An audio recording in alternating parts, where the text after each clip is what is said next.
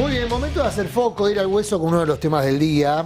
Ayer se conoció, como ustedes ya saben, la estadística de inflación acumulada en el mes de diciembre, 2.7. Eso es lo que indica la estadística del INDEC, la estadística oficial, pero en tu bolsillo pasa otra cosa. Tu sensación, más que una sensación, tu realidad es que al mes le sobran 20 días. O al salario le sobran 20 días del mes, que cada vez te dura menos la plata en el bolsillo. Bueno, ¿por qué esta situación? ¿Por qué la estadística indica que, sobre todo en el segundo semestre de 2024, hubo una desaceleración de precios y, por otro lado, tu salario, tu ingreso, cada vez alcanza para menos? Bueno, pasa que, efectivamente, tu ingreso cada vez puede comprar menos de aquello que conforma la canasta con la que se elabora el índice. Para decirlo más sencillo, el índice que publica el gobierno está compuesto por una serie de ponderadores, de ítems que conforman esa canasta y que al mismo tiempo son valorizados por el INDEC para al final del camino hacer un promedio y decirte que en diciembre la inflación fue de 2,7. Pero claro, cuando uno desmenuza esa información, ve que la inflación acumulada en alquileres está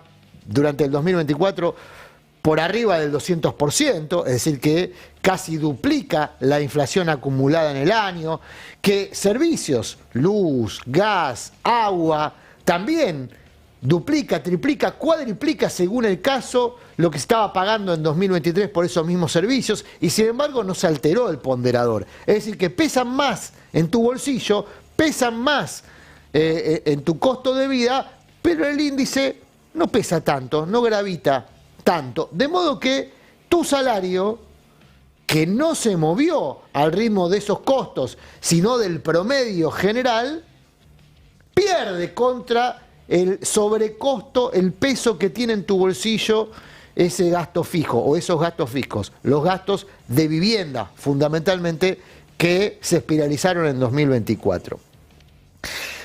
Ahora, vamos a desmenuzar también la información respecto al ingreso, porque empieza a verificarse que el verdadero ancla del programa antiinflacionario que muchos y muchas ponderan del gobierno de Javier Milei, incluso de este lado del Río Bravo, porque claro, la estabilidad es un estado deseado, ¿no? Todos queremos vivir en un marco de estabilidad. Estamos hablando de economía, ¿no? En un marco de estabilidad económica. La inflación, por el contrario, te altera, no te permite proyectar, no es una situación positiva para la vida en comunidad, para la vida en sociedad, acumular mes tras mes de inflación, porque, insisto, genera estados alterados en todo sentido, también, por supuesto, en tu bolsillo. Ahora, la estabilidad en este caso se obtiene a través del aporte económico que hacen los jubilados, el ajuste fiscal del gobierno, la mitad del ajuste fiscal del gobierno cayó sobre los jubilados y se hace sobre el ajuste del bolsillo de los trabajadores, que vienen perdiendo muy significativamente en todo este tiempo, haciendo este aporte económico a la estabilidad, haciendo este aporte económico a la lucha, la batalla contra la inflación. ¿Qué dice la estadística del INDEC? Que una familia tipo necesitó 1.024.000 pesos en diciembre para no caer en la pobreza. En tanto que una familia necesitó de 440.000 pesos, 449.314 pesos para no ser indigente, es decir, para tener problemas para abastecerse de alimentos. Ahora, ¿cuánto gana un trabajador? ¿Cuánto ingresa en una familia? Según el RIPTE, que es la referencia salarial del empleo formal, fundamentalmente, el promedio salarial formal es de 1.178.925 pesos. Es decir, que está apenas 100.000 pesos por encima, insisto, el promedio salarial formal que se mide a través del RIPTE, que es un sistema oficial de medición. Bueno, según el RIPTE, el promedio salarial está apenas 100.000 pesos por encima de la canasta de pobreza. Ahora, según Glassdoor, que es una consultora laboral que opera en todo el mundo, en la Argentina, el ingreso promedio ya no es salario formal, porque es cierto, los salarios formales tienen, en algunos casos, quienes tienen dirigentes sindicales que se toman en serio su laburo, la posibilidad de recomponer ingresos en función del devenir de la inflación. Pero los ingresos de la gran mayoría de los trabajadores no siguen el ritmo de los salarios formales. De hecho, solo un tercio de los trabajadores, o solo un tercio de los ingresos en Argentina, si incluimos a los jubilados, solo un tercio de los ingresos son trabajadores formales. El resto son trabajadores informales y jubilados. Bueno, el ingreso promedio en Argentina es de 450.000 pesos. Es decir, que el ingreso promedio en la Argentina de los trabajadores, de las personas que trabajan, está en línea con la canasta de indigencia. Esto se verifica en la estadística que ayer nos compartía Vanessa Ruiz del Instituto de Estadísticas y Tendencias Sociales y Económicas de Córdoba, que nos decía, miren, el 57.2% de nuestros encuestados a lo largo del año manifestó tener dificultades para acceder plenamente a una canasta básica alimentaria. Es decir, la mitad de los encuestados por este instituto se saltea una comida al día. Claro, tiene lógica. La mitad de los encuestados se saltea una comida al día porque están incluidos en este promedio de ingreso que apenas equipara la necesidad de la canasta de indigencia, que es la canasta de alimentos. La realidad de ingresos en la Argentina es, ustedes saben, dramática, lo viven de manera cotidiana, y hay estadísticas que ratifican con números, con porcentajes, ese estado de cosas. La canasta básica alimentaria y total aumentó entre un 86 y un 106% el 2024, ¿no? Esta es la estadística del INDEC que está relacionada con el índice de precio del consumidor. ¿Qué pasó con los salarios en ese tiempo? Cayeron, en términos reales. El poder de compra del salario mínimo cayó un 29.4% durante todo el 24 y un 55% comparado diciembre contra noviembre. Perdón, diciembre contra diciembre del 24, es decir, interanual, diciembre contra diciembre cayó un 55%, en el promedio un 29.4% a lo largo del 2024. Los estratos más bajos de la sociedad acumulan una pérdida de ingresos del 36.9%. Es una pérdida que se acumula del 2017. No nació con este gobierno, pero este gobierno profundiza el problema. El estrato más alto de la sociedad perdió menos, perdió el 17%, también desde el 17%. Pero el grueso del aporte económico a la transferencia regresiva, por supuesto, por eso es una transferencia de ingresos regresiva, porque ponen más de su bolsillo los que menos ganan y ponen mucho menos los que más ganan, apenas un 17% de pérdida, insisto, desde el 2017 para acá. El 59% de los asalariados informales, 59%, gana menos que el valor de la canasta básica, por supuesto, y está casi a la par de la canasta de la indigencia, 59%, en línea con lo que marcaba el Instituto de Córdoba, que el 50%, 57% tiene dificultades para abastecerse de las 4 comidas diarias.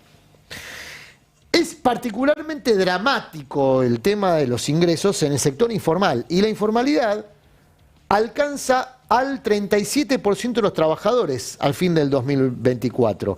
Jóvenes y mujeres son los más afectados por la informalidad laboral. El 37% de la población urbana, 37% de la población urbana vive bajo la línea de la pobreza. 37% de la población urbana tiene necesidades básicas insatisfechas. El 64% de los jóvenes asalariados sub 30 están en la informalidad, 64%. Es decir, que no tienen derechos laborales y no se preocupan, como no los tienen, por mantenerlos. Y ahí está el problema político del año que inicia, porque estamos arrancando un año electoral. Y la campaña va a estar focalizada en este grupo etario, en los jóvenes. ¿Por qué? Bueno, porque la mitad del padrón electoral nacional tiene menos de 50 años, porque el sector más dinámico del electorado, tanto para ejercer acciones militantes como para traccionar en la opinión pública, es el que está más activo en redes sociales, y ahí suelen estar los más jóvenes de la población. Es decir que vamos a ver seguramente una campaña electoral orientada hacia los jóvenes, que tienen esta realidad que acabo de describir. Casi la totalidad, o 7 de cada 10, están en la informalidad laboral, con lo cual no se ven sensibilizados por la protección de derechos que consideran que son un privilegio de otros, que no los involucra. Es más, muchos de ellos han desarrollado un enojo o su enojo con el sistema político, con el sistema de representación tradicional, sindicatos, justamente por haber quedado marginados de la protección laboral. Es decir, que buena parte del voto joven a Milei se explica por esta exclusión del derecho laboral para la gran mayoría de los jóvenes, que por supuesto van a ingresar a la campaña electoral con la estabilidad por inanición, pero la estabilidad que ofrece el gobierno de Javier Milei, un gobierno angelado, un presidente que se muestra en un momento pletórico, con pretensiones hegemónicas, con todo el sistema de medios o buena parte del sistema de medios a favor, con la posibilidad de que en el corto plazo, si es que llega un préstamo del Fondo Monetario, incluso el horizonte más crítico que tiene el gobierno en el corto plazo, que es el del tipo de cambio, lo mantenga más o menos estabilizado, quemando reservas, con todas las dificultades que esto va a traer pasado mañana. Pero estamos hablando de la urgencia electoral, que es lo que va a marcar buena parte de las decisiones que se tomen en lo inmediato. Bueno, en la urgencia electoral, el gobierno cuenta con muchas ventajas, más las que ya tenía, que es un escenario electoral, perdón, un escenario social muy crítico que venía de antes. Bueno, ¿qué hace la oposición frente a eso? ¿Qué va a hacer? No lo sabemos. Están debatiendo, están discutiendo, están viendo, están los que impulsan, por supuesto, la resistencia, en la convicción de que si no hay resistencia ahora, no se frena el daño ahora, después va a ser mucho peor, porque la posibilidad de reconstrucción va a ser más difícil, va a haber que arrancar de un pozo más profundo, como ya pasó en la Argentina, ¿no? Al principio de este siglo. O están los más pragmáticos, los que consideran que hay que adaptarse al sentido del viento, que hay que subirse a la ola, hay que surfearla, hay que conseguir posiciones de poder y después ver cómo desde esos lugares institucionales, en tal caso, se podrán adaptar al próximo ciclo meteorológico, cuando el viento sople para otro lado. Bueno, esa es la dificultad que hoy observamos quienes creemos que la urgencia, la necesidad de la hora es frenar el daño, porque no se aprecia con nitidez quienes a partir de este escenario acierten no solamente con el diagnóstico, sino con la práctica, con la gestión de un proceso de resistencia. Mientras este escenario se termina de consolidar, este escenario se termina de definir, volvemos a la estrategia de siempre. Seamos buenos entre nosotros, abracémonos fuerte, que entre los que juntemos, por lo menos, vamos a poder capear mejor este temporal, porque insisto, el temporal es muy fuerte. Ya volvemos. Verdades afiladas.